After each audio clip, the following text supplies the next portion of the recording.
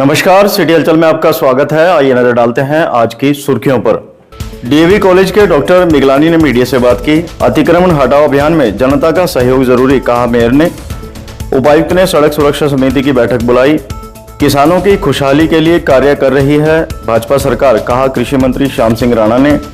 ADC ने शिकायतों के निपटान के लिए निर्देश जारी किए। बाल कल्याण समिति के अध्यक्ष ने मीडिया से बात की।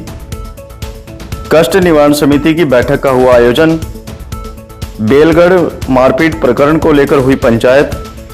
जिला उपायुक्त ने अधिकारियों को निर्देश जारी किए। देवी भवन मंदिर जगाधरी में श्रद्धालुओं की उमड़ी भीड़। निगम की टीम द्वारा निरीक्षण किया गया। टीआईएमटी में 30 मार्च को रक्तदान शिविर का होगा आयोजन। और यूनियन बैंक ऑफ इंडिया की जगाधरी शाखा का नवीनीकरण हुआ। और अब गतिविधियां विस्तार से। डीएवी डेंटल कॉलेज के डॉक्टर मेगलानी ने बताया कि कॉलेज परिसर में 19 मार्च से 25 मार्च तक वैदिक सप्ताह का आयोजन किया गया, जिसमें कॉलेज के विद्यार्थियों ने बढ़ चढ़कर भाग लिया। डीएवी डेंटल कॉलेज में आयोजित हवन यज्ञ के दौरान डॉक्टर नीरज गुगनानी ने मीडिया से बातचीत करते हुए यज्ञ के महत्व पर प्रकाश डाला। उन्होंने कहा कि आर्य समाज में हवन यज्ञ ईश्वर उपासना का प्रमुख माध्यम है, जो पर्यावरण शुद्धि के साथ साथ स्वास्थ्य के लिए भी लाभकारी है। यज्ञ में प्रयोग होने वाली औषधीय जड़ी बूटियां वातावरण को शुद्ध कर रोगों के नाश में सहायक होती हैं। उन्होंने बताया कि हवन से सकारात्मक ऊर्जा का संचार होता है और मानसिक शांति प्राप्त होती है। यह परंपरा वैदिक संस्कृति की पहचान है, जो समाज को नैतिक मूल्यों और नशामुक्त जीवन की ओर प्रेरित करती है। उन्होंने लोगों से आह्वान किया कि वे ऐसी धार्मिक एवं सामाजिक गतिविधियों में भाग लेकर स्वस्थ और जागरूक समाज के निर्माण में योगदान दें।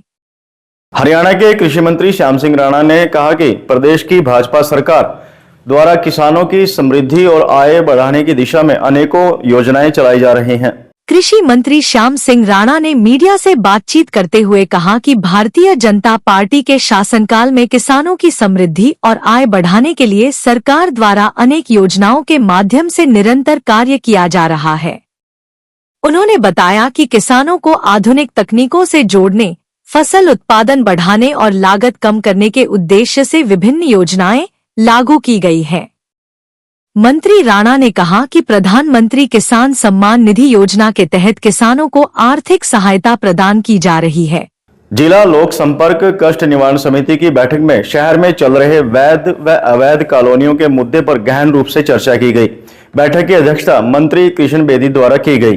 4 ग्रेंसेज आइटम पिछली बार की पेंडिंग थी, जिसमें से 3 का निपटान हमने कर दिया और एक उनके परिवार में डेथ हुई है जो शिकायत करता था, इसलिए वो आ नहीं सके, वो भी पेंडिंग में रख लिया।